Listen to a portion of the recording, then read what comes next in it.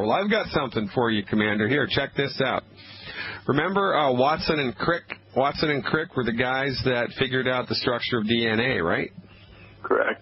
All right. Well, James Watson of Watson and Crick was just at the university some university in San Diego at the Salk Institute for Biological Studies in La Jolla, California, where he said that sequencing genes isn't proving to be particularly useful in fighting such diseases as cancer, and that much of the research being done on the subject is, wait for it, irrelevant. It's irrelevant. The guy that discovered the structure of DNA is coming out and saying the gene sequencing research that all research facilities are leaning heavily on now doesn't work. It misses the boat.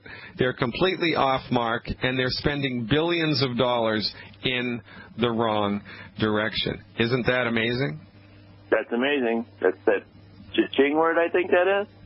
Yeah, I think that's the word. But you know it's interesting because when you look this article up online, this came out in it was a San Diego newspaper. I forget the name of it. But in any event, when you look it up, because Watson is making correct negative comments about how cancer research and especially genetic research is going in this country, they then go on to slam his character, right? So here's what they said about Watson in the next paragraph.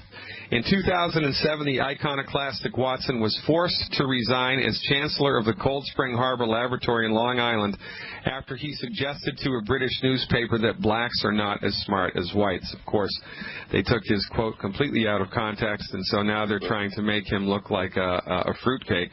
The guy that discovered the structure of DNA is coming out, ladies and gentlemen, saying that genetics, the research that cancer research facilities are going in trying to find the genetic root cause to cancer is a waste of time, a waste of money. It's not going to work. It produces ridiculous results, and because he comes up and stands up against the pharmaceutical industry, against conventional reductionistic science, saying that, hey, you guys, you're doing it the wrong way, they slam him in conventional newspapers. And look, this is exactly why Dr. Wallach, in his wisdom, chose to set his company, Longevity, up as a network business.